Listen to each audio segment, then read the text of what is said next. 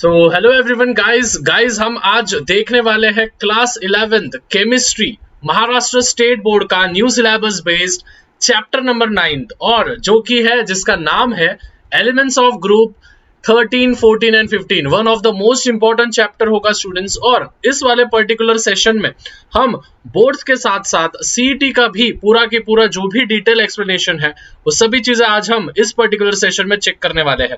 So without wasting any further time फटाफट से शुरू करते हैं। स्टूडेंट्स, ये चैप्टर शुरू करने से पहले मैं आपको कुछ इंफॉर्मेशन देना चाहता हूं। हम सभी को पता है जो भी मॉडर्न पीरियोडिक टेबल है वो अपने हेनरी मॉसली ने बनाया था। ठीक है, मतलब कि जो भी मॉडर्न पीरियोडिक टेबल था वो हेनरी मॉसले ने बनाया था। और स्टूडेंट्स, हम सभी को जैसे पता है कि उन्होंने बताया था कि कितने हैं पूरे के पूरे ग्रुप्स और पूरे के पूरे पीरियड्स कितने हैं। तो ग्रुप्स को अगर याद रखना है स्टूडेंट्स तो उसके लिए एक बहुत सिंपल सा ट्रिक है। जैसे विराट कोहली वीसी ये ग्रुप में खेलता है और टोटल ग्रुप है 18 ग्रुप्स है। At the same time Hardik Pandya HRP मतलब कि हॉरिजॉन्टल रोज को हम पीरियड्स कहते हैं और टोटल पीरियड्स है 7। तो स्टूडेंट्स, उसमें से हमको 18 जो ग्रुप्स है उन 18 ग्रुप्स में से हमको इस पर्टिकुलर सेशन में 13, 14 और 15 इन ग्रुप्स के बारे में हमको डिटेल में चर्चा करनी है। अभी जाहिर सी बात है स्टूडेंट्स, 13, 14 और 15 ये एकदम राइट हैंड साइड में आते हैं। जी हाँ स्टूडेंट्स, जो कि एकदम राइट हैंड साइड में आते हैं और वो बिलोंग करते हैं स्टूडेंट्स पी ब्लॉक में। ठीक है, वो कौन से ब्लॉक में बिलोंग करते हैं? P block. हम सभी को पता है 4 ब्लॉक से SPDF, जिसमें से जो अपना पी ब्लॉक होता है उस पी ब्लॉक में बिलोंग करते हैं विच इज 13, 14 और 15 ग्रुप। स्टूडेंट्स, आप सभी को बस एक चीज बोलूंगा कि आप 1.25x में या फिर 1.5x में इस वीडियो को आप डायरेक्टली स्केड्यूल कर सकते हो, मतलब कि स्पीड बढ़ा सकते हो, जिससे कि आपका टाइम भी बचेगा। एट द सेम टाइम आपको जल्दी जल्दी से अगर आपको कंसेप्ट समझने तो आप वो भी कर सकते हो, तो स्पीड आप बढ़ा सकते हो 1.25x में अच्छे के लिए।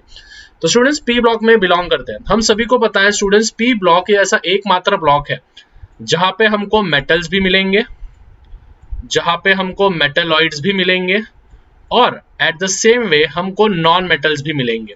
ठीक है, मतलब कि पी ब्लॉक ये ऐसा एकमात्र ब्लॉक है जिसमें हमको तीनों प्रकार के क्या मिलते हैं विच इज एलिमेंट्स हमको तीनों प्रकार के मिलते हैं। तो स्टूडेंट्स, आज हमको देखना है विच इज पी ब्लॉक के बारे में हमको चेक करना है। सो पी ब्लॉक क्या है वो हम फटाफट से, या फिर 13, 14, 15 ग्रुप क्या दिया है वो हम चेक करेंगे। नाउ इंट्रोडक्शन की अगर हम बात करें, you have learn in the chapter 7 that in P block elements. ठीक है, पी ब्लॉक एलिमेंट्स में हम सभी को पता है कि पी ऑर्बिटल में जो भी इलेक्ट्रॉन्स होते हैं या फिर पी सबशेल में जो भी इलेक्ट्रॉन्स होते हैं वो भरते हैं। हम सभी को पता है पी ब्लॉक में जो भी होते हैं विच इज एस में जो होता है 2 बैठते हैं, पी में जो होता है विच इज 6 इलेक्ट्रॉन्स बैठ सकते हैं। मैंने आपको जैसे पिछले भी चैप्टर्स में बताया होगा कि जो अपना पी ब्लॉक होता है उस पी ब्लॉक में स्टूडेंट्स 6 इलेक्ट्रॉन्स एंट्री मार सकते हैं। ठीक है, अवभाव प्रिंसिपल वगैरह 3 ब्लॉक्स होते हैं जिसको हम एक को कहते हैं PX, फिर PY एंड फिर PZ। तो स्टूडेंट्स, यहाँ पे जो होते हैं ऐसे करके 2-2 इलेक्ट्रॉन्स भरे जाते हैं। ठीक है, सभी इसमें पहले एक एक फिर बाद में फिर एक एक। तो इस प्रकार से जो होते हैं इलेक्ट्रॉन्स फिलअप किए जाते हैं। तो स्टूडेंट्स, वही है कि 13 से लेके तो 18 तक जो भी होंगे वो अपने पी ब्लॉक होंगे, 13 से लेके तो 18 तक। और जो 13 से लेके 13, 14, 15 जो अपने को देखना है, बाकी के जो 16, 17, 18 है जिसको हम कैल्कोजन, हेलोजन और इनर्ट गैस या फिर नोबल गैस कहते हैं, वो आपको बाद में इंट्रोड्यूस होने वाला है। अभी सबसे पहली चीज स्टूडेंट्स कि आखिर क्या क्या है 13 में, 14 में और 15 में। अगर स्टूडेंट्स हम 13 की बात करें स्टूडेंट्स, तो 13 को कहते हैं upon the elements boron, aluminium, gallium, indium and thallium constitute in the 13 group. और 13 ग्रुप को कहते हैं अपन बोरॉन फैमिली। हमेशा ध्यान में रखना है स्टूडेंट्स, जो भी 13 ग्रुप होगा उसको हम बोरॉन फैमिली कहेंगे। बोरॉन फैमिली इसलिए कहते हैं क्योंकि वो बोरॉन से शुरू होता है, तो इसकी वजह से 13 वाला ग्रुप जो होगा वो बोरॉन होगा। 14 वाले ग्रुप की अगर हम बात करें तो उसमें सबसे पहले एलिमेंट आता है कार्बन। तो जाहिर सी बात है उसका भी नाम क्या होगा, विच इज कार्बन ग्रुप हो जाएगा या फिर कार्बन फैमिली बोलेंगे। तो कार्बन फैमिली में कौन कौन आते हैं, मतलब 14 ग्रुप में सिलिकॉन आता है, जर्मेनियम आता है, टीन आता है, लीड आता है।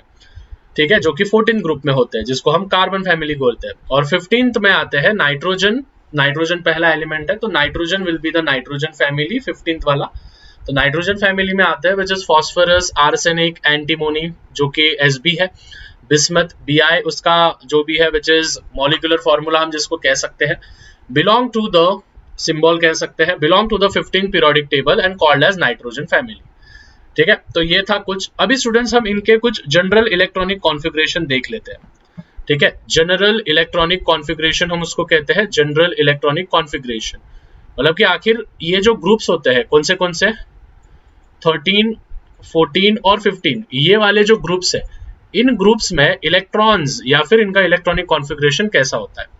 तो स्टूडेंट्स अगर मैं 13 ग्रुप की बात करूं तो 13 ग्रुप का जो भी इलेक्ट्रॉनिक कॉन्फ़िगरेशन होता है वो होता है NS2 NP1। हमेशा ध्यान में रखना है NS2 NP1। जो भी 14th वाला होगा ये याद रखना पड़ेगा, जो भी 14th वाला होगा वो होगा NS2 NP2। जो भी 15th वाला होगा स्टूडेंट्स वो होगा NS2 NP3। हमको बस इन तीनों के ही चेक करने हैं। ठीक है, हमको बस इन तीनों के ही चेक करना है, लेकिन मैं आपको 16 का भी बता देता हूं। 16 का होगा NS2 NP4। 17th का जो होगा वो होगा NS2, इसी प्रकार से NP4 के बाद आता है NP5। और जो 18th वाला होता है जो कि इनर्ट गैसेस होते हैं जिनके आउटर मोस्ट शेल पूरा की पूरा फिल होता है वो होता है NS2 NP6। S में 2 क्यों? क्योंकि S वाला जो ऑर्बिटल होता है, S में जो होते हैं विच इज बस 2 इलेक्ट्रॉन्स बैठ सकते हैं।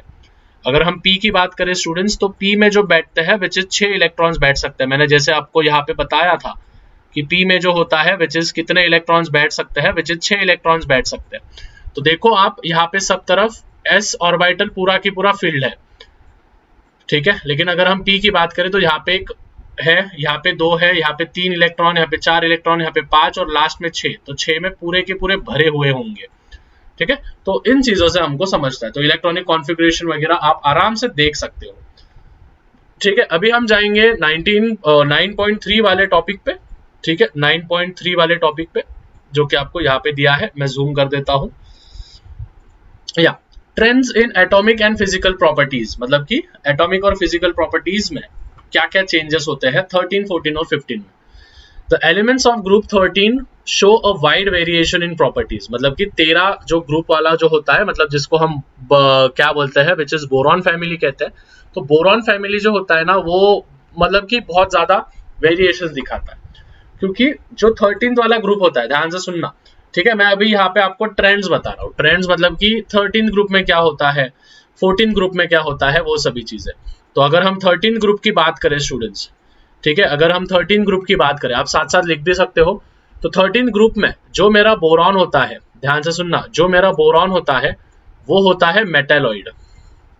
मेटेलॉइड मतलब कि क्या, इसके पास दोनों प्रॉपर्टीज होते हैं, मेटल्स के भी प्रॉपर्टीज और नॉन मेटल्स के भी प्रॉपर्टीज। अभी बोरॉन के पास ऐसी कौन सी प्रॉपर्टी है मेटल और नॉन मेटल की, इसकी ये प्रॉपर्टी है स्टूडेंट्स कि ये हार्ड है।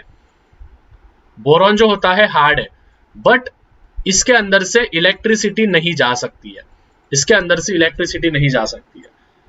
इसके वजह से इसमें एक प्रॉपर्टी है हार्ड वाली प्रॉपर्टी मेटल की है, इलेक्ट्रिसिटी उसमें से नहीं जा रही है, तो ये नॉन मेटल की है। इन दोनों को मिलाया तो अपना बनता है मेटेलॉइड। आया समझ में? तो इसके वजह से ग्रुप 13 की अगर मैं बात करूं तो ग्रुप 13 में जो बोरॉन होता है वो एज अ आपका मेटेलॉइड होगा। ठीक है, वो एज अ आपका मेटेलॉइड होगा। बाकी के सभी जो भी होंगे वो लेफ्ट हैंड साइड के उसके जो होंगे विच इज मेटल्स होंगे, और राइट हैंड साइड के जो होंगे वो नॉन मेटल होंगे। ठीक है, तो उनके जो भी फिजिकल प्रॉपर्टीज है वो फिजिकल प्रॉपर्टीज आपको यहाँ पे दी है। ज्यादा कुछ करने की जरूरत नहीं है, बस एक बार पढ़ भी लिया, थोड़ा सा इंफॉर्मेशन भी निकाल लिया तो हो जाएगा। फिर उसी प्रकार से अगर मैं ग्रुप 14 की बात करूं, ठीक है, तो ग्रुप 14 में कौन है मेटेलॉइड ये हम देखेंगे। तो ग्रुप 14 की अगर हम बात करें स्टूडेंट्स, ध्यान से सुनना है। अगर ग्रुप 14 की बात करें, सो ग्रुप 14 जो होता है, in this group 3 traditional elements are present. पहली बात तो इनमें सभी प्रकार के एलिमेंट्स प्रेजेंट होंगे। कार्बन जो होगा स्टूडेंट्स, याद रखना है, कार्बन जो होगा वो होगा आपका नॉन मेटल। ठीक है, इस ग्रुप में जो भी कार्बन होगा नॉन मेटल। सिलिकॉन, याद रखना है, सिलिकॉन जो होगा वो होगा आपका मेटेलॉइड। ठीक है, यहाँ पे जो सिलिकॉन होगा मेटेलॉइड, क्योंकि स्टूडेंट्स वो ब्रिटल है नॉन मेटल जैसा। ठीक है, वो ब्रिटल है नॉन मेटल जैसा और हार्ड है मेटल जैसा। तो ब्रिटल भी है और हार्ड भी है। जर्मेनियम भी जो होगा स्टूडेंट्स, ठीक है, जर्मेनियम भी जो होगा, जर्मेनियम भी क्या होगा स्टूडेंट्स, मेटालॉइड होगा। सेम प्रॉपर्टी, वो हार्ड तो होंगे, ठीक है, वो हार्ड तो होंगे but at the same time वो ब्रिटल भी होंगे, ठीक है, वो हार्ड तो होंगे but at the same time कैसे होंगे, ब्रिटल होंगे, मतलब कि टूट सकते हैं, चौक जैसे टूट सकते हैं, ठीक है। उसके बाद स्टूडेंट्स टीन एंड लीड, जो भी टीन और लीड है मतलब कि पीबी वगैरह, तो वो जो है वो बहुत ज्यादा कोरोजन रेजिस्टिव होते हैं, मतलब कि जो अपना पीबी है, लीड वगैरह, लीड या फिर tin, they are corrosion preventive.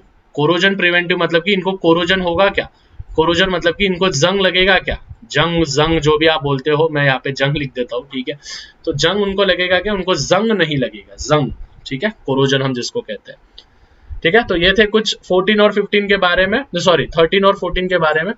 अगर हम 15 की बात करें स्टूडेंट्स, ग्रुप 15 की अगर हम बात करें, तो ग्रुप 15 में जो है, जो नाइट्रोजन फैमिली होती है, तो इनके ग्रुप में भी तीनों प्रकार के होंगे, जो भी nitrogen, the gaseous nitrogen and brittle phosphorus are non metal, मतलब कि स्टूडेंट्स जो भी नाइट्रोजन होता है, जो भी नाइट्रोजन है और एट द सेम टाइम जो अपना फॉस्फोरस है, ये दोनों जो होंगे ये कंबाइनली होंगे नॉन मेटल आपके, ठीक है, ये कंबाइनली कौन होंगे, ये कंबाइनली होंगे आपके नॉन मेटल, ठीक है। और जो अपना आर्सेनिक और एंटीमोनी है, ठीक है, एंटीमोनी एसबी से दिखाते हैं, जो भी अपना आर्सेनिक और एंटीमोनी है, ये दोनों जो होंगे ये मेटलॉइड होंगे। स्टूडेंट्स एग्जामिनेशन में पूछा जाता है, इसीलिए लिख के दे रहा हूं, ये जो दोनों होंगे ये मेटलॉइड्स होंगे। और जो अपना बिस्मथ होगा, बिस्मथ, ठीक है, और जो अपना बिस्मथ होगा, बिस्मथ विल बी मेटल, ज्यादा रिएक्टिव नहीं होगा, ठीक है, ज्यादा रिएक्टिव नहीं होगा, मॉडरेटली रिएक्टिव होगा, मॉडरेटली मतलब कि ज्यादा भी नहीं और कम भी नहीं,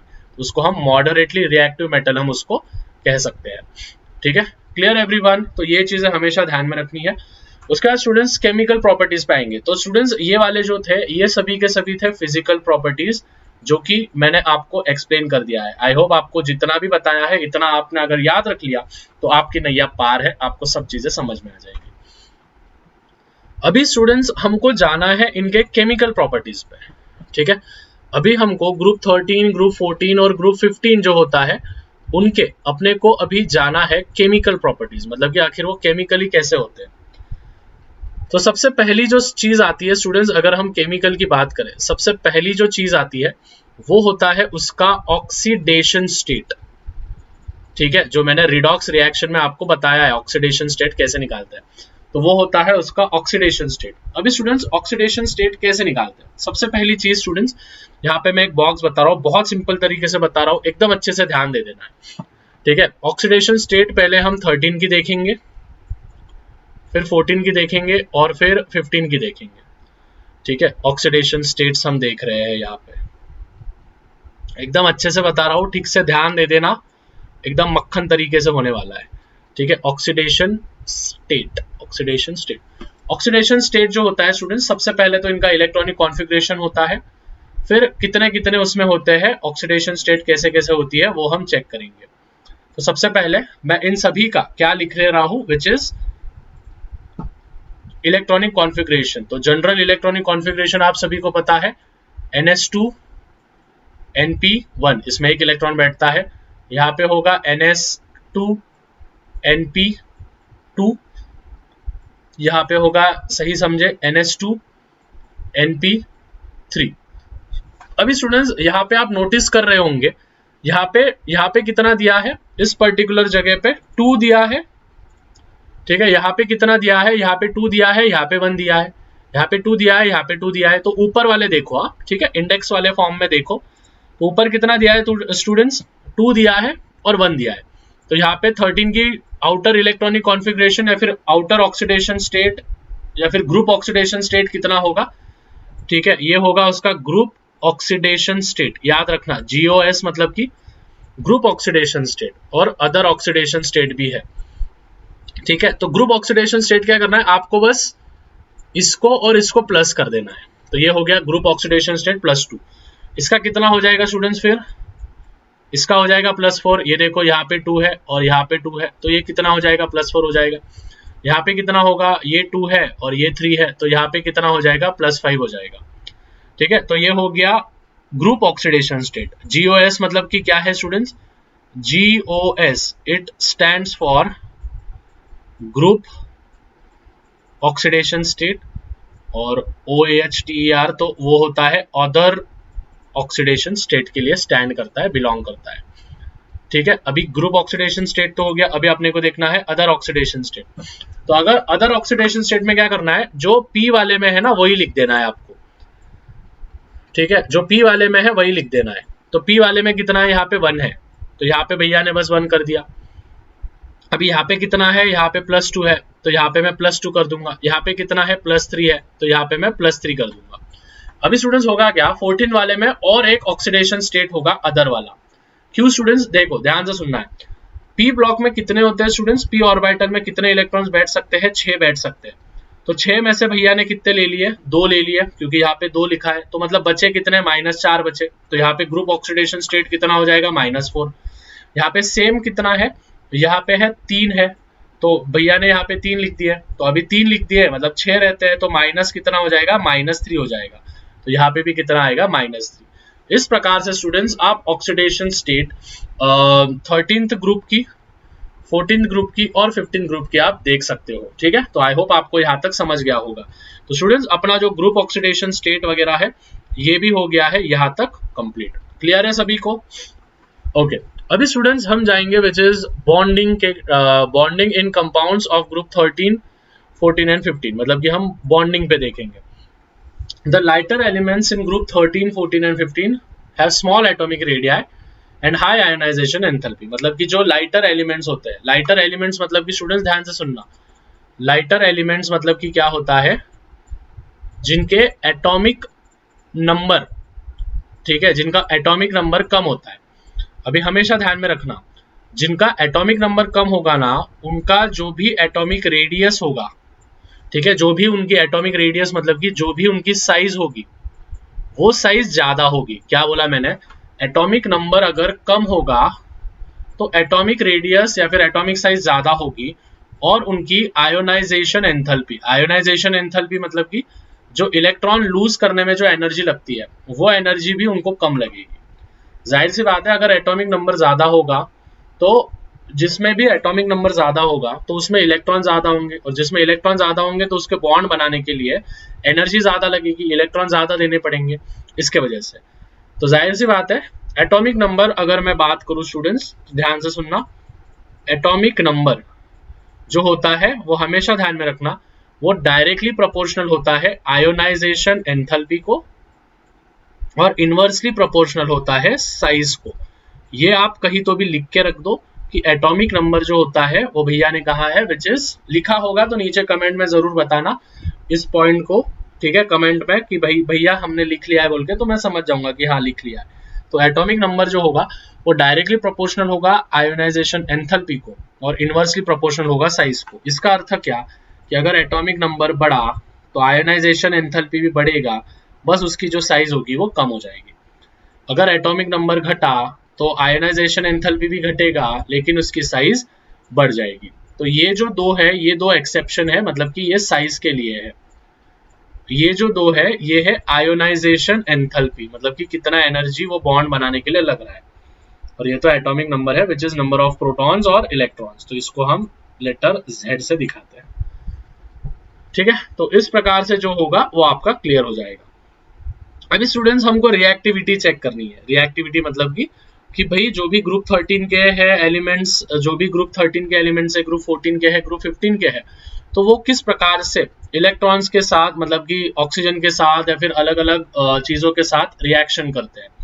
तो सबसे पहले हम 13th ग्रुप जो होंगे, ध्यान से सुनना, 13th ग्रुप के जो भी एलिमेंट्स होंगे वो जब ऑक्सीजन के साथ मिलते हैं तो क्या होता है, वो जब ऑक्सीजन के साथ मिलते हैं तो क्या होता है वो हम देखेंगे। ठीक है, तो ये इसमें कुछ नहीं, बहुत सिंपल सा है, हमेशा ध्यान में रखना है। ग्रुप 13 के जो होंगे, ई मतलब कि एलिमेंट है, ई मतलब कि एलिमेंट है, वो जब ऑक्सीजन के साथ मिलेंगे तो अपने को जो भी होगा वो मिलेगा इस फॉर्म में 2E2O3।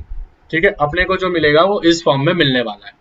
हमेशा ध्यान में रखना, ई मेरा एलिमेंट है, तो ग्रुप 13 का कोई भी एक एलिमेंट ले लो, जैसे फॉर एग्जांपल एल्यूमिनियम ले लिया, ठीक है, कुछ भी ले लिया, तो वो वाले फिर उसके बाद अगर हम ग्रुप 14 की बात करें स्टूडेंट्स, इसमें इतना कुछ ध्यान में रखने की जरूरत नहीं है, वैसे भी ये एग्जाम में नहीं आने वाला है या फिर आपको कहीं पे भी नहीं पूछा जाएगा, ठीक है। बस एक ओवर थ्रू करके रखो कि भाई हाँ ये चीजें हैं।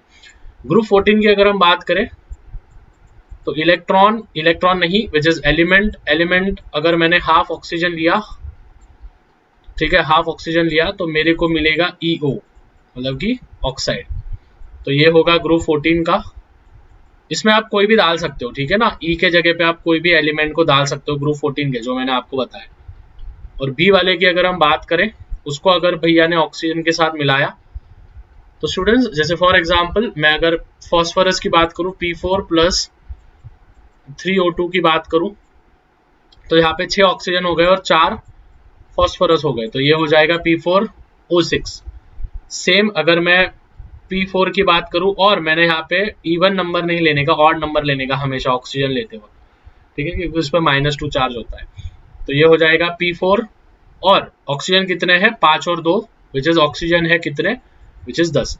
तो इस प्रकार से जो भी होगा आपका रिएक्शन यहाँ पे ऑक्सीजन के साथ हो जाएगा विच इज कंप्लीटेड, ठीक है। तो इतना भी आपने अगर ध्यान में रखा, नोट्स में लिख लेना फटाफट, इतना भी अगर आपने ध्यान में रखा तो हो जाएगा। क्लियर है बच्चा लोग, समझा है सभी को? Yes everyone, let me know in the chat फटाफट, ठीक है। So in this way we can complete this.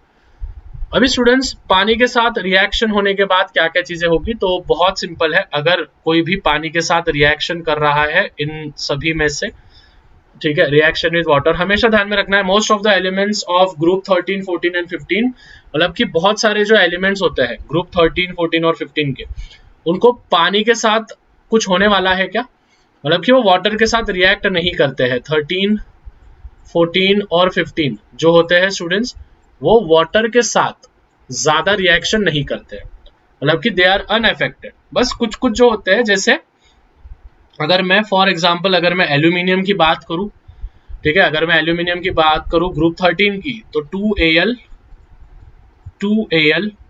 Plus 6H2O। 6 क्यों लेना पड़ा, क्योंकि एक एल्यूमिनियम जो होता है उसकी 3 वैलेंसी होती है, तो अगर भैया ने 2 एल्यूमिनियम लिया तो मेरे को 6 वाटर मॉलिक्यूल लेने ही पड़ेंगे उसके साथ ज्वाइन करने के लिए। तो क्या मिलेगा स्टूडेंट्स बाहर, कॉमन क्या निकलेगा दोनों में से, दोनों के टेबल में 2 आते हैं, तो 2Al सॉरी OH3 प्लस बाहर जो होगा विच इज 3H2 बाहर निकल जाएगा। तो यहाँ पे बस इतना ध्यान में रखो कि मोस्ट ऑफ 13, 14, 15 के एलिमेंट जो होते हैं आर अनअफेक्टेड। किससे अनअफेक्टेड होते हैं, आर अनअफेक्टेड बाय वाटर, ठीक है, आर अनअफेक्टेड बाय वाटर, मतलब कि बहुत सारे जो एलिमेंट्स होते हैं 13, 14 और 15 के, वो क्या होते हैं students, they are unaffected by water. तो इसकी वजह से बस एल्यूमिनियम ही ऐसा एक्सेप्शन है जो कि किसके साथ ये होता है, विच इज पानी के साथ रिएक्शन करता है। क्लियर सभी को यहाँ तक? Yes everyone. चलो अभी हम जाएंगे स्टूडेंट्स हैलोजन पे, ठीक है, अभी हम किस पे जाने वाले हैं, विच इज हैलोजन पे जाएंगे। तो हैलोजन पे जाने से पहले स्टूडेंट्स हमेशा ध्यान में रखना, यहाँ पे वैलेंसी बहुत बड़ा काम करने वाली है, ठीक है, यहाँ पे जो वैलेंसी होती है वो बहुत बड़ा काम करने वाली है। अगर हम ग्रुप 13 की बात करें, ठीक है, अगर हम एलिमेंट्स ऑफ ग्रुप 13 की बात करें, कौन से ग्रुप की, ग्रुप 13, तो ग्रुप 13 जब भी किसके साथ रिएक्शन करेगा, ये देखो यहाँ पे रिएक्शन बता रहा हूं मैं, ग्रुप 13 जब भी हैलोजन के साथ रिएक्ट करेगा तो इस प्रकार से रिएक्शन मिलेगा विच इज 2E, E मतलब कि एलिमेंट होता है, प्लस 3X2, 2 मिनट पानी पी रहा हूं, ठीक है, प्लस 3X2, X मतलब कि हैलोजन है मेरा, हैलोजन मतलब कि जो 17 ग्रुप में आते हैं वो वाले, इट गिव्स आउट 2EX3, ठीक है, तो ये नोटबुक में लिख के रखना है ये वाले, ठीक है। सो इन दिस वे हम यहाँ पे खत्म कर सकते हैं सभी चीजें। तो बस 3 ही के साथ रिएक्शन करते हैं, बस ऑक्सीजन याद रखना, ऑक्सीजन के साथ क्या क्या चीजें होती है, पानी के साथ तो 13, 14 और 15 मोस्ट ऑफ द अनअफेक्टेड होते हैं, ठीक है, बस एक्सेप्शन जो होगा वो एक्सेप्शन होगा अपना एल्यूमिनियम का, जो कि मैंने रिएक्शन बता दिया। अभी स्टूडेंट्स हमको जाना है विच इज कैटिनेशन पे, ठीक है, हमको किस पे जाना है, विच इज कैटिनेशन। ये जो कैटिनेशन है स्टूडेंट्स, ये आपको 10th में भी हो गया है, हम सभी को पता है, कार्बन कंपाउंड लेसन में यह था। कैटिनेशन मतलब कि क्या होता है students, what is mean bye catenation. Catenation मतलब कि सेल्फ लिंकिंग। कैटिनेशन मतलब कि क्या होता है, self linking of elements, self linking of same elements. Self linking करते हैं, वो खुद बे खुद लिंकिंग कर देते हैं एक दूसरे के साथ। जैसे कि फॉर एग्जाम्पल, अगर हम एग्जाम्पल के तौर पे रखें तो कार्बन और कार्बन ये जब एक दूसरे के साथ सेल्फ लिंकिंग करते हैं तो इनका जो भी बॉन्ड एंगल होता है, sorry bond length, sorry bond enthalpy जो होता है वो होता है 348 किलो जूल पर मोल। ठीक है, फिर अगर मैं सिलिकॉन और सिलिकॉन जब एक दूसरे के साथ मिलते हैं तो वो होता है 297। बॉन्ड एंथैल्पी मतलब कि स्ट्रॉन्ग वाला, तो सबसे ज्यादा स्ट्रॉन्ग ये होता है, फिर उससे कम ये। ठीक है, सिलिकॉन सिलिकॉन वाला। फिर जर्मेनियम, जर्मेनियम भी खुद के साथ लिंक होता है, खुद के साथ ही जोड़ी बनाते हैं, जो खुद के साथ जोड़ी बनाते हैं। ठीक है, जो खुद के साथ जोड़ी बनाते हैं, सेल्फ लिंकिंग जो करते हैं सेम एलिमेंट, जैसे मैं यहाँ पे बता रहा हूँ ना अभी, जर्मेनियम, जर्मेनियम जो है वो 260 बॉन्ड एंथैल्पी बताता है। ठीक है, टीन, टीन जो है, टीन टीन SN जो होता है वो 240 वाला बॉन्ड एंथैल्पी बताता है। तो हमेशा ध्यान में रखना है स्टूडेंट्स ये वाली चीजें कि भाई ये वाले ऐसे कुछ एलिमेंट्स हैं जो कि सेल्फ लिंकिंग करते हैं। सेल्फ लिंकिंग मतलब कि खुद के साथ लिंक करते हैं। ठीक है, उसको हम कहते हैं विच इज कैटिनेशन, हम उसको कहते हैं, जो कि CC वाला जो होगा 348 होगा, सिलिकॉन सिलिकॉन वाला 297, जर्मेनियम जर्मेनियम 260, SN SN 240 वाला।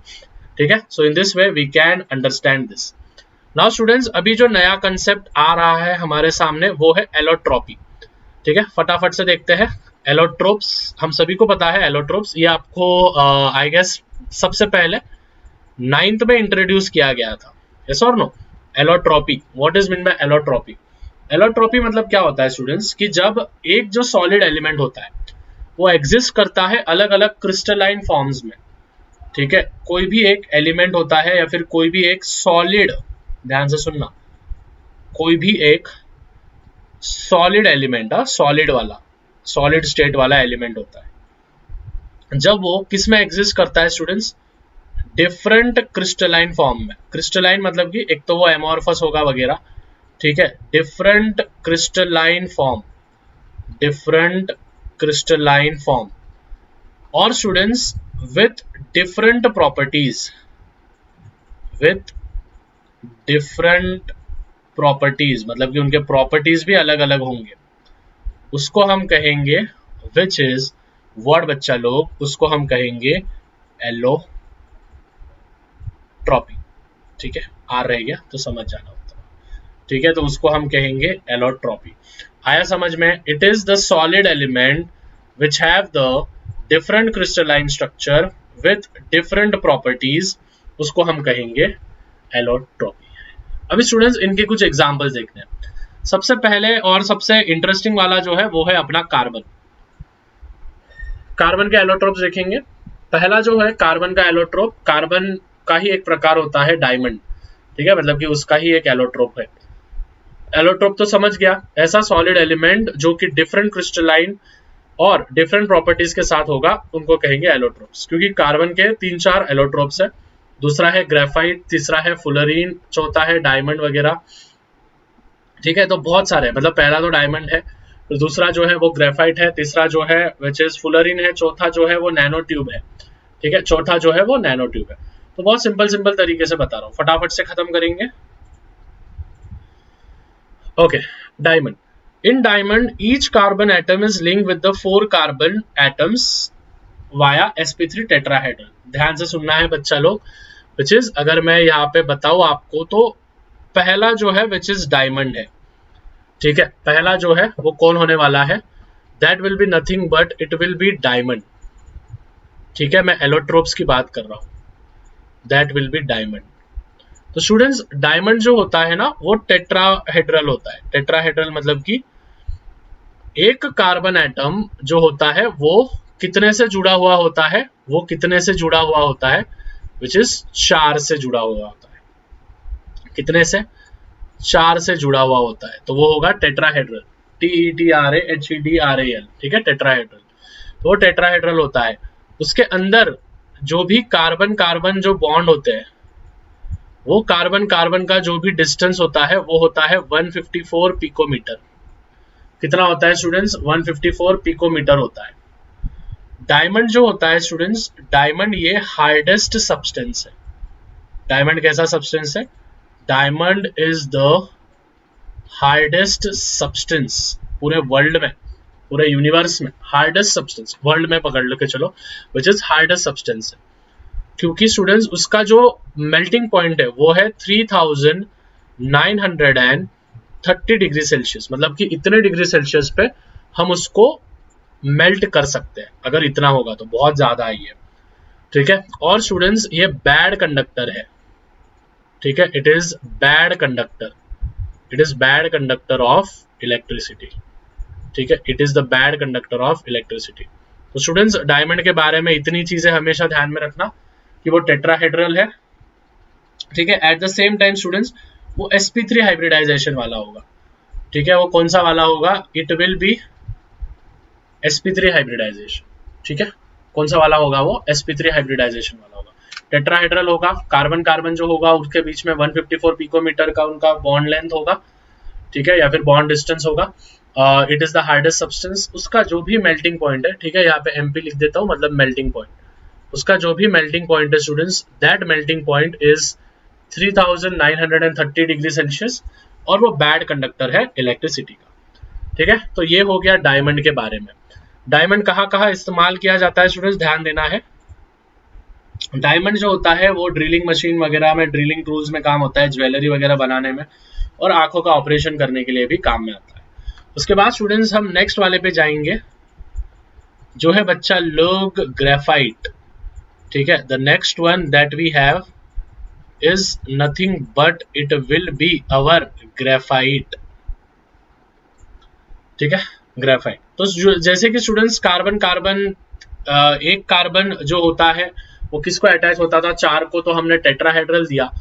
उसी प्रकार से स्टूडेंट्स ये 2D होगा, ठीक है, ऊपर वाला 3D था, ठीक है, ये कौन सा था? ये 3D था, ठीक है। ये वाला जो होगा students, it will B 2D, ठीक है, ये 2D होगा, मतलब ये 2 डायमेंशनल होगा। ये जैसे वो 3 डायमेंशनल था वैसे ये 2 डायमेंशनल, ठीक है। ये हेक्सागोनल, इसमें जो होगा स्टूडेंट्स वो sp3 वाला था डायमंड, ये sp2 वाला होगा, ठीक है, ये sp2 वाला होगा। इसमें जो इसमें हमेशा ध्यान में रखना है स्टूडेंट्स, कार्बन कार्बन की जो भी लेंथ होगी, ठीक है, कार्बन कार्बन की जो भी लेंथ होगी वो है 141.5 पिकोमीटर। कितना है स्टूडेंट्स? 141.5 पिकोमीटर होगा, ठीक है। और स्टूडेंट्स इसके अंदर होते हैं वीक वैंडरवॉल फोर्सेस, मतलब कि एक दूसरे से जो होते हैं वो वीक वैंडरवॉल फोर्सेस, मतलब कि सबसे हल्के वाले फोर्सेस के मदद से वो चिपकते हैं एक दूसरे से। Eight the same way students ये सॉफ्ट भी होगा, ठीक है, ये सॉफ्ट भी होगा, और एट द सेम टाइम ये स्लिपरी भी होगा, ठीक है। ये सॉफ्ट भी है और ये क्या है? ये स्लिपरी भी है, ठीक है। तो डायमंड का स्ट्रक्चर कुछ इस प्रकार से, सॉरी अपना जो ग्रेफाइट है, ग्रेफाइट का स्ट्रक्चर कुछ इस प्रकार से। इसके बाद स्टूडेंट्स अगर हम फुलरिन पे आए तो फुलरिन जो होता है are allotropes of carbon which have 60 molecules एक दूसरे से जुड़े वाले होते हैं, ठीक है। तो जो फुलरिन है बच्चा लोग ध्यान से सुनना है, फुलरिन FULLERENE, इसको कहते हैं फुलरिन। तो इसमें जो होता है स्टूडेंट्स, कार्बन कार्बन जो होता है ना भाई, वो डायरेक्टली 60 को जुड़ा हुआ होता है, मतलब एक कार्बन डायरेक्टली 60 लोगों को जुड़ा हुआ होता है, तो उसको अपन कार्बन 60 कहते हैं। तो ये बल्क में होता है, ठीक है। और इसके बहुत सारे एग्जांपल्स है, कार्बन 60 है, फिर उसके बाद कार्बन 32 है, फिर उसके बाद है कार्बन 50 है, ठीक है, फिर उसके बाद है कार्बन 70, तो बहुत सारे हैं ऐसे, ठीक है, 84 वगैरह। और स्टूडेंट्स ये जो था इसको एज अ नाम दिया गया विच इज बकी बॉल। फुलरिन को अपन क्या कहते हैं? फुलरिन को अपन क्या कहते हैं? It is also known as bucky ball. Bucky ball मतलब कि स्टूडेंट्स, बकी मतलब कि वजनदार, और बॉल मतलब कि बॉल जैसे शेप का होता है, सराउंडेड वाला, ये यहाँ पे जैसे दिख रहा है, ठीक है। तो इसको बकमिंस्टर फुलरिन भी हम कहते हैं। तो कार्बन 16 जो होता है, कार्बन 60, तो बकी बॉल जो होता है वो कार्बन 60 को हम कहते हैं। ठीक है, बकी बॉल जो है वो कार्बन 60 को हम कहते हैं। So in this way we can complete this. आ गया सबको समझ में? जो फोर्थ वाला है स्टूडेंट्स वो है which is carbon nano tube. ठीक है, जो फोर्थ वाला हमको दिख रहा है वो है कार्बन नैनो ट्यूब। ठीक है, मैं जितना लिख के दे रहा हूँ स्टूडेंट्स वो बहुत एफिशिएंट है आपके लिए, उतना भी आप करोगे तो हो जाएगा। ठीक है, इसको कहते हैं अपन carbon nanotubes. Now carbon nanotubes जो होते हैं ये सिलेंड्रिकल शेप के होते हैं। कैसे होते हैं स्टूडेंट्स? Cylindrical shape. इनका जो शेप होता है ये होता है सिलेंड्रिकल शेप। ठीक है, it is in cylindrical shape. Second वाला स्टूडेंट्स ये रोल्ड अप होता है। और नैनो ट्यूब्स ये दो प्रकार के होते हैं। एक होता है सिंगल वॉल्ड नैनो ट्यूब। ठीक है, SWNT मतलब कि सिंगल वॉल्ड, एक सिंगल वॉल्ड का। और एक होता है मल्टी वॉल्ड नैनो ट्यूब। तो एक होता है सिंगल वॉल्ड नैनो ट्यूब, दूसरा होता है मल्टी वॉल्ड नैनो ट्यूब। ठीक है, क्लियर है यहाँ तक? तो दिस वे हम कह सकते हैं। और जो लास्ट प्रकार है वो है ग्राफीन। ठीक है, जो लास्ट प्रकार होने वाला है दैट विल बी बच्चा लोग, it will B graphene. Graphene, ठीक है, ग्राफीन ये बहुत इंटरेस्टिंग कंसेप्ट है। ठीक है, ये रिलेट करती है ग्रेफाइट से, रिलेट करती है ग्राफीन। ग्राफीन मतलब क्या होता है? It is a single layer. Graphene मतलब क्या होता है स्टूडेंट्स? ये होता है एक सिंगल लेयर होती है। It is a single layer of graphite. मतलब कि अगर हम ग्रेफाइट को, जैसे हम आम को कैसे काट के खाते हैं, तो वो आम की जो लेयर होती है, जो स्लाइस होती है, पहली स्लाइस या फिर स्लाइसेस, तो वो ग्रेफाइन होता है। उसी प्रकार से अगर सपोज फॉर एग्जाम्पल, अगर मैं एग्जाम्पल दूं, ये है मेरा ग्रेफाइट। ठीक है, ये है मेरा पूरा ग्रेफाइट। ठीक है, दिस इज माय प्योर फुल्ला की पूरा ग्रेफाइट।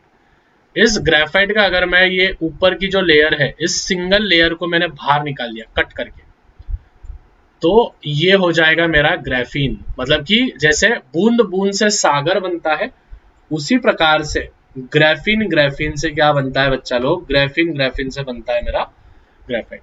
आया सबको समझ में? सो दिस वे हम बता सकते हैं। अभी स्टूडेंट्स ये तो हो गए ये तो हो गए विच इज क्या? Which is allotropes of carbon. This are what बच्चा लोग? This are the simplest examples और फिर simplest notes of allotropes of carbon. इतना याद रखना है, बहुत ज्यादा एफिशिएंट होगा। ठीक है, this are the allotropes of carbon. अभी हमको जाना है students which is allotropes of phosphorus पे। ठीक है, अभी हमको जो जाना है which is allotropes of phosphorus. Phosphorus के जो भी एलोट्रोप्स होते हैं, ठीक है, फॉस्फोरस के जो भी एलोट्रोप्स होते हैं, वो फॉस्फोरस के एलोट्रोप्स जो होते हैं स्टूडेंट्स, फॉस्फोरस के allotropes of pH which is phosphorus, हम पकड़ के चलो। तो जो पहला वाला होता है स्टूडेंट्स, जो फर्स्ट वाला एलोट्रोप होता है फॉस्फोरस का, वो होता है व्हाइट, या फिर उसको येलो फॉस्फोरस भी कहते हैं। व्हाइट या फिर येलो फॉस्फोरस, हमेशा ध्यान में रखना है ये। अभी व्हाइट या फिर येलो क्यों कहते हैं स्टूडेंट्स? क्योंकि इसका जो स्ट्रक्चर होता है वो टेट्राहेड्रल होता है, विच इज P4, टेट्राहेड्रल। और इनमें जो भी बॉन्ड लेंथ होती है, जैसे P और P, तो ये जो भी बॉन्ड एंगल होगा, इनका जो भी बॉन्ड एंगल होगा वो होगा 60 डिग्री। ठीक है, ये जो होता है स्टूडेंट्स, ये लेस स्टेबल होता है। दिस आर द व्हाइट वाला जो होता है, व्हाइट या फिर येलो फॉस्फोरस, ये लेस स्टेबल होते हैं। ठीक है, जो लेस स्टेबल होता है वो ज्यादा रिएक्टिव होता है। ठीक है, जो लेस स्टेबल होता है वो क्या होता है? वो ज्यादा रिएक्टिव होता है। तो हमेशा ध्यान में रखना कि जो व्हाइट या फिर येलो फॉस्फोरस है वो लेस रिएक्टिव तो है, बट ज्यादा रिएक्टिव है। At the same way students याद रखना है कि भाई ये ग्लो करता है। अगर इसको अंधेरे में रखे तो इट ग्लोज, मतलब कि ग्लो हो जाएगा। और लास्ट पॉइंट हमेशा ध्यान में रखना है कि भाई ये है पॉइजनस। ठीक है, it is very much poisonous बच्चा लोग। ठीक है, ये बहुत ज्यादा क्या होने वाला है? विच इज पॉइजनस होने वाला है। उसी प्रकार से अगर हम जाए विच इज रेड फॉस्फोरस पे, ठीक है। अगर हम कौन से वाले पे जाए, अगर हम जाए रेड फॉस्फोरस पे, ठीक है, which is the second one, अगर हम जाए रेड फॉस्फोरस पे, तो जो भी मेरा रेड फॉस्फोरस होता है स्टूडेंट्स, रेड फॉस्फोरस होता है लेस, नहीं, रेड फॉस्फोरस जो होता है वो स्टेबल होता है, मोर स्टेबल। अभी हम सभी को बताया अगर मोर स्टेबल होगा, मतलब यहाँ पे क्या था, लेस स्टेबल था और मोर रिएक्टिव था। यहाँ पे अभी लेस स्टेबल है, सॉरी यहाँ पे अभी ज्यादा स्टेबल है, तो ये होगा लेस रिएक्टिव, ठीक है, this will be less reactive. फिर स्टूडेंट्स ये जो होगा ये ऑर्डरलेस होगा, मतलब कि इसको स्मेल होगी क्या, इस वाले रेड फॉस्फोरस को, इसको स्मेल नहीं होगी, it will be red phosphorus. ये चमकेगा क्या, इट विल नॉट ग्लो, ठीक है, इट विल नॉट ग्लो, मतलब कि ये चमकेगा नहीं बिल्कुल भी, ठीक है, ये बिल्कुल भी नहीं चमकेगा। ये इनसोल्युबल होगा वाटर में, it will be what, it will B insoluble in water, ठीक है, it will B insoluble in water. जो नेक्स्ट वाला होगा स्टूडेंट्स, लास्ट पॉइंट इसका, it will B non poisonous, ठीक है, ये जो होगा ये नॉन पॉइजनस होने वाला है, ठीक है।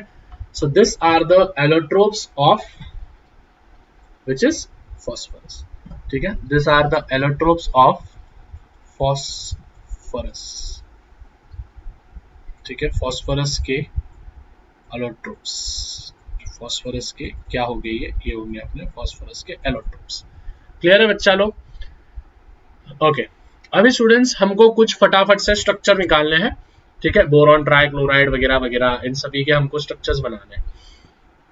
तो देखो अगर हम BCl3 का स्ट्रक्चर देखें, BCl3, ठीक है, बोरॉन ट्राइक्लोराइड, तो जो भी बोरॉन होता है स्टूडेंट्स, जो भी बोरॉन होता है वो बोरॉन क्लोरीन को कुछ इस तरीके से जुड़ा हुआ होता है, ठीक है, कुछ इस तरीके से जुड़ा हुआ होता है।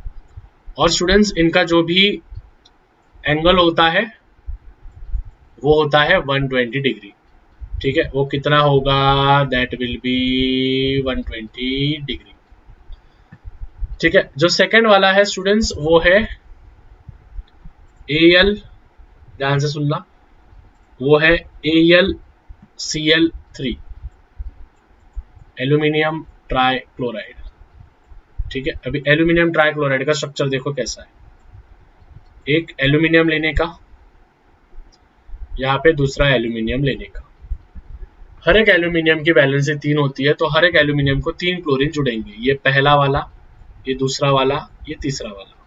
समझा सभी को? पहला दूसरा तीसरा कैसे किया, this is first second and ये थर्ड, ठीक है। तो यहाँ पे भैया ने Cl लिख दिया, यहाँ पे Cl लिख दिया और यहाँ पे Cl लिख दिया। अभी होगा क्या, ये वाला क्लोरीन जो होगा ये यहाँ पे बस एरो करेगा, ठीक है, बस एरो कर रहा है बाकी कुछ नहीं, और ये वाला क्लोरीन यहाँ से एरो करेगा, ठीक है, तो एरो वाले पे ध्यान नहीं देने का, ठीक है, एरो वाले क्लोरीन पे ध्यान नहीं देने का। तो एक एल्यूमिनियम को 3 क्लोरीन अटैच है, देखो ये फर्स्ट, इधर से सेकेंड और इधर से थर्ड। अभी इस वाले एल्यूमिनियम को भी 3 अटैच होने चाहिए, तो इधर जाएगा फर्स्ट, इधर आएगा सेकेंड और इधर आएगा थर्ड, तो this will be Cl, this will be Cl and this will be Cl, ठीक है। तो इस प्रकार से होगा एल्यूमिनियम ट्राइक्लोराइड का स्ट्रक्चर। Clear everyone? सो ये है एकदम सिंपल तरीका। इसके बाद स्टूडेंट्स जो नेक्स्ट वाला है वो है ऑर्थोबोरिक एसिड, ठीक है, जो नेक्स्ट वाला है वो है ऑर्थोबोरिक एसिड। इसका जो थोड़ा सा स्ट्रक्चर है ना स्टूडेंट्स, वो थोड़ा सा हार्ड जा सकता है, ठीक है। देखो H3BO3, ठीक है, इसका जो स्ट्रक्चर है वो है H3BO3, ठीक है। कौन सा स्ट्रक्चर है, H3BO3, मतलब कि स्टूडेंट्स एक बोरॉन को 3 ऑक्सीजन होंगे और 3 हाइड्रोजन होंगे। जैसे फॉर एग्जांपल ये देखो, यहाँ पे एक बोरॉन लिख दिया मैंने, इस एक बोरॉन को बस क्या कर दो, OH ग्रुप लगा दो, ये देखो यहाँ पे एक OH लगाया, ठीक है, यहाँ पे एक O लगाया, यहाँ पे एक H लगाया और यहाँ पे एक O लगाया, एट द सेम वे यहाँ पे एक H लगाया। समझा इधर तक? मतलब कि एक बोरॉन, ये देखो ये एक सिंगल वाला बोरॉन है, इस एक बोरॉन को 3 ऑक्सीजन, तो यहाँ पे पहला वाला, यहाँ पे दूसरा वाला, यहाँ पे तीसरा वाला, 3 हाइड्रोजन, यहाँ पे पहला वाला, यहाँ पे दूसरा वाला, यहाँ पे तीसरा वाला। क्लियर? और यही गाड़ी अभी चलते रहनी है। वापस एक बोरॉन बीच में ले लो, ठीक है, सपोज यहाँ पे मैंने एक ऑक्सीजन ले लिया, वापस एक क्या कर दो, वापस एक बोरॉन ले लो, इस बोरॉन को और एक यहाँ पे OH लग गया, यहाँ पे और एक O लग गया, यहाँ पे और एक H लग गया, ठीक है। तो इस प्रकार से वो चलते रहना चाहिए, इस प्रकार से वो चलते रहना चाहिए और ऐसा एक स्ट्रक्चर बन जाएगा। तो इसको हम कहते हैं H3BO3 ऑर्थोबोरिक एसिड वाला, ठीक है। फिर इसके बाद स्टूडेंट्स डाइबोरॉन, ठीक है। डाइबोरॉन कैसा होता है, ध्यान देंगे सभी जन। डाइबोरॉन कैसे होता है, B2H6, इसको हम कहते हैं डाइबोरॉन। डाइबोरॉन जो होता है ना स्टूडेंट, हमेशा ध्यान में रखना है, डाइबोरॉन ये जो होगा ये sp3 हाइब्रिड ऑर्बिटल्स बनाएगा। कौन सा वाला, sp3 वाला, और ये बनाना एंगल बनाएगा, ठीक है। ये क्या बनाएगा स्टूडेंट्स, बनाना एंगल, इसको हम कहते हैं विच इज बनाना एंगल, हम इसको कहते हैं, क्या कहते हैं, दिस इज बनाना एंगल हम इसको कहते हैं। तो बनाना एंगल क्या होता है मैं बता रहा हूँ आपको, ठीक है। बनाना वाला, हाँ, बनाना शेप हो जाता है। ये देखो यहाँ पे मैंने 2 बोरॉन ले लिए, ठीक है। इस 2 बोरॉन को पहला इधर हाइड्रोजन, इधर दूसरा, इधर तीसरा, इधर चौथा, और स्टूडेंट्स होता क्या है, यहाँ पे बीच में एक एक H आ जाता है। ये जो एक एक H होता है ना, ये बनाना शेप का हो जाता है, ठीक है, क्योंकि sp3 हाइब्रिडाइजेशन होता है इलेक्ट्रॉन्स के मदद से, ठीक है, जिसको अपन इलेक्ट्रॉन क्लाउड भी कहते हैं। तो ऐसा वाला, यहाँ पे एक हाइड्रोजन, यहाँ पे एक हाइड्रोजन, यहाँ पे एक हाइड्रोजन, और एट द सेम वे यहाँ पे एक हाइड्रोजन। तो इसको हम कहेंगे विच इज बनाना एंगल, जो कि B2H6 होता है। फिर इसके बाद हम जाएंगे सिलिकॉन डाइऑक्साइड पे, ठीक है, ये याद रखने पड़ेंगे। हम जाएंगे विच इज सिलिकॉन डाइऑक्साइड, जो होता है SiO2, ठीक है, जो होता है SiO2। अभी स्टूडेंट्स SiO2 कैसा होता है, देखो, मतलब एक सल्फर को, सॉरी, एक सिलिकॉन को 2 ऑक्सीजन अटैच करने के, तो यहाँ पे एक कर दिया और यहाँ पे एक कर दिया, क्लियर, यहाँ पे एक कर दिया, यहाँ पे एक कर दिया, ठीक है। तो 2 ऑक्सीजन अटैच हो गए एक सिलिकॉन को, वापस यहाँ से एक सिलिकॉन लो, ठीक है, उसको वापस से एक ऑक्सीजन दे दो, ठीक है, उसको क्या कर दो, उसको वापस से एक ऑक्सीजन दे दो, नीचे और एक सिलिकॉन लगा दो, उसको भी 2 हो जाएंगे, फिर वापस एक, फिर वापस एक, और फिर ये। तो इसी प्रकार से स्टूडेंट्स चलने देने का मस्त आगे आगे, ठीक है, ये चलते रहेगा, ठीक है। समय का पहिया चलता है, दिन ढलता है, रात आती है, फिर वापस से O, फिर वापस से Si, ये ऊपर, फिर वापस से O, वापस से इधर Si, वापस से ये, वापस से O, खत्म। तो ये चलते रहेगा, तो इसको कहते हैं अपन SiO2 वाला। फिर नाइट्रिक एसिड पे हम जाएंगे। Nitric acid it is one of the most simplest वाला, ठीक है। नाइट्रिक एसिड, नाइट्रिक एसिड जो होता है HNO3 हम जिसको कहते हैं, ठीक है। नाइट्रिक एसिड वो होगा अपना HNO3, तो वो रेजोनेंस स्ट्रक्चर बनाएगा, मतलब कि N को बीच में रखने का, ठीक है, एक टाइम ऊपर डबल बॉन्ड दे देने का, नीचे सिंगल बॉन्ड दे देने का, और यहाँ पे OH लगा देने का। तो ये हो गया अपना HNO3।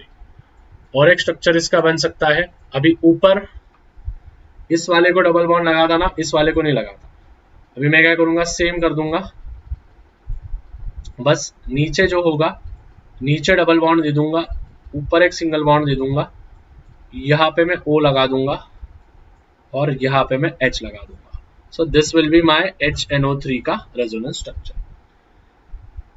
फिर इसके बाद स्टूडेंट्स जो नेक्स्ट वाला आता है, ठीक है, इसके बाद जो नेक्स्ट वाला आता है, it will B which is अपना ऑर्थोफॉस्फोरिक एसिड, ठीक है। It will be what, H3PO4, H3PO4। देखो यहाँ पे P जो है वो बीच में आएगा क्योंकि P एक ही है सेंट्रल। और स्टूडेंट्स 3 हाइड्रोजन है 4 ऑक्सीजन है, तो मतलब स्टूडेंट्स 3 OH ग्रुप लगेंगे और एक ऑक्सीजन ज्यादा है तो वो उस एक ऑक्सीजन को डबल बॉन्ड लगा के H लगा दिया। मतलब यहाँ पे O, यहाँ पे H, यहाँ पे O, यहाँ पे H, यहाँ पे O और यहाँ पे H। समझा स्टूडेंट्स? देखो यहाँ पे 3 हाइड्रोजन थे 4 ऑक्सीजन थे, तो भैया ने क्या कर दिया, बस एक ऑक्सीजन जो ज्यादा था उसको डबल बॉन्ड लगा के P के ऊपर भेज दिया। So in this way we can create the particular thing. उसके बाद स्टूडेंट्स जो भी ये बेसिक से चीजें हैं यहाँ पे, इसमें से जो भी इंपॉर्टेंट होने वाला है स्टूडेंट्स वो होने वाला है आपका अमोनिया का इंपॉर्टेंट होने वाला है। ठीक है, NH3 कैसे बनता है वो वाला। ठीक है, तो NH3 अगर मैं बोलूँ आपको स्टूडेंट्स तो लार्ज स्केल पे जो भी अमोनिया होता है, बस अमोनिया ही यहाँ पे इंपॉर्टेंट है। ठीक है, बाकी के आपने नहीं भी किए, बाकी के बस बोरेक्स वगैरह के यूजेस भी आपने कर लिए, सिलिकॉन के यूजेस वगैरह भी आपने कर लिए तो हो जाएगा। ठीक है, तो इसमें इतना कुछ हार्ड नहीं है।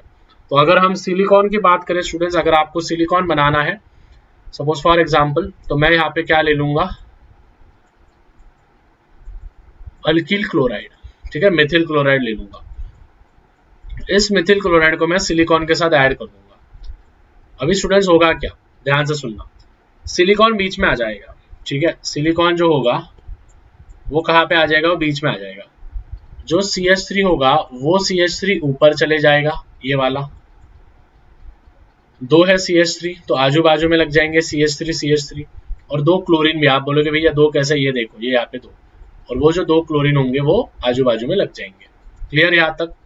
ओके, अभी जो स्टूडेंट्स जो प्रोडक्ट मेरे को मिला है ये वाला, तो इस सिलिकॉन को वापस मैं लिख दूंगा। ऊपर जो होगा, ऊपर जो CH3 अटैच है, नीचे भी जो होगा विच इज CH3 अटैच हो जाएगा, आजू बाजू में क्लोरीन अटैच हो जाएंगे। इसके साथ क्या ऐड करना है स्टूडेंट्स, पानी के मॉलिक्यूल्स ऐड करना है। जैसे मैं पानी के मॉलिक्यूल्स ऐड करूंगा क्लोरीन निकल जाएगा, Cl2 बाहर निकल जाएगा और OH वहां पे आ जाएगा। तो यहाँ पे क्या हो जाएगा, Si, सिलिकॉन ऊपर जो होगा वो CH3, बाजू में जो होगा OH, इधर भी बाजू में OH और नीचे जो होगा विच इज CH3। और बाहर क्या निकल जाएगा स्टूडेंट्स, इधर से Cl निकल जाएगा और इधर से भी Cl निकल जाएगा। ये मैं सिलिकॉन निकाल के बता रहा हूँ। ठीक है, अभी स्टूडेंट जो OH अपने को मिला है, ये वाला जो प्रोडक्ट अपने को मिला है, इसका पॉलीमराइजेशन कर देने का, मतलब कि देखो पॉलीमराइजेशन मतलब कि N लगा देने का। तो यहाँ पे हो गया CH3, यहाँ पे OH, इधर भी OH और ये CH3। अभी स्टूडेंट्स क्या होगा, H2O बाहर निकल जाएगा, इधर से OH और इधर से H, मतलब क्या बाहर निकल गया, H2O बाहर निकल गया और यहाँ पे तुम्हारा हो जाएगा पॉलीमराइजेशन। तो ये Si, ऊपर जो होगा भाई साहब वो होगा CH3, नीचे जो होगा वो भी होगा CH3। ठीक है, यहाँ से डैश हो जाएगा। ठीक है, इसको ऐसा ब्रैकेट मार देने का। और स्टूडेंट्स यहाँ से भी जो होगा, यहाँ से एक O बचेगा तो ये O और ये डैश। ठीक है, और यहाँ पे N, तो इसको कहते हैं सिलिकॉन बनाना। ठीक है, सिलिकॉन ये रहता है सिलिकॉन, और बाहर जो होगा विच इज H2O बाहर निकल जाएगा। तो इस प्रकार से ये है preparation method of which is silicon. इसको क्या कहते हैं, इसको कहते हैं प्रिपरेशन मेथड। ठीक है, ये होगा preparation of which is silicon. आया सबको समझ में, सिलिकॉन कैसे बना? बहुत सिंपल सा है। फिर इसके बाद स्टूडेंट्स जो है विच इज NH3 अपने को बनाना है, तो NH3 बहुत सिंपल है, विच इज आपको क्या करना है, N2 प्लस 2 हाइड्रोजन ले लेना है। ये रिवर्सिबल रिएक्शन होगी तो बाहर मिलेगा विच इज 2NH3 बाहर मिल जाएगा। तो ये हो जाएगा 2NH3। सो दिस वे ये होगा आपका विच इज अमोनिया बनाने का मेथड। अमोनिया का स्टूडेंट्स, अमोनिया कहाँ कहाँ इस्तेमाल होता है उसके फिजिकल प्रॉपर्टीज हम देखेंगे। अमोनिया ये जो कलरलेस होता है, पंजेंट उसका ऑर्डर होता है, पंजेंट होता है एकदम। It's freezing point is 198.4 kelvin. याद रखना है इसका जो फ्रीजिंग पॉइंट है, मतलब वो फ्रीज कब होगा, 198.4 पे होगा, और उसका जो बॉइलिंग पॉइंट है दैट विल बी 239.7 केल्विन का। इसका जो ये हाईली सोल्यूबल होता है, पानी में एकदम हाईली सोल्यूबल होता है, और जो भी इसका कॉन्सेंट्रेटेड एक्वियस सॉल्यूशन होता है वो NH3 में लिखकर एज अपन इस्तेमाल करते हैं। इसके जो भी यूजेस होंगे अमोनिया के, अमोनिया ये diammonium phosphate, ammonium nitrate, ammonium sulphate बनाने के लिए काम में आता है। Manufacturing of some inorganic compounds like nitric acid, ये रेफ्रिजरेंट होता है। एट द सेम वे ये लेबोरेटरी रिएजेंट और क्वालिटेटिव और क्वांटिटेटिव एनालिसिस के लिए भी काम में आता है। So in this way students, आपका ये जो था विच इज वन शॉट में भैया ने कंप्लीट करवा दिया है। आई होप आपको सभी की सभी चीजें एकदम अच्छे से समझ में आ गया होगा, जितने भी टाइम का पीरियड था, ठीक है, मतलब कि ये जो मैंने सिखाया है आप सभी को। तो स्टूडेंट्स इसकी जो पीडीएफ है बच्चा लोग, इसकी जो पीडीएफ है ये आपको अगर नोट्स के साथ चाहिए, जो मैंने आपको अभी यहाँ पे बताया है, तो ये आपको टेलीग्राम पे मिल जाएगी। तो टेलीग्राम पे कैसे जाना है, डिस्क्रिप्शन में चेक करो, डिस्क्रिप्शन में एक लिंक दिया है, वहां पे मिल जाएगा। At the same way students, अपन ने अपना एक ऐप बनाया है, शाह कोचिंग क्लासेस बोल के ऐप है, ठीक है। तो उस ऐप की भी लिंक मैंने नीचे दे दी है। उस ऐप की लिंक पे से भी आप जो होंगे विच इज ज्वाइन कर सकते हो, वो लेक्चर्स भी आपको पूरे के पूरे उस ऐप पे भी फ्री लेक्चर्स, जी हाँ स्टूडेंट्स, फ्री ऑफ कॉस्ट आपको लेक्चर्स मिलेंगे शाह कोचिंग क्लासेस ऐप पर। तो मिलते हैं स्टूडेंट्स अगले सेशन में। आई होप आपको सभी चीजें समझ में आई है। चलो हाथी भैया आ जाइए, ठीक है, मिलते हैं। और स्टूडेंट्स जरूर आपका वैल्यूएबल जो भी फीडबैक होगा वो जरूर मुझे कमेंट में बता देना है, क्योंकि मेरे लिए वो एक एज अ फ्यूल जैसा काम करता है, मोटिवेशन जैसा काम करता है। जरूर नीचे आपके प्यारे प्यारे कमेंट्स भी मुझे बता देना है। तो मिलते हैं स्टूडेंट्स अगले वीडियो में, जो कि होगा चैप्टर नंबर 10, अगला चैप्टर केमिस्ट्री का, ठीक है। तब तक के लिए यार मचाते रहो, फोड़ते रहो। Bye everyone, bye bye bye, take care, love you all.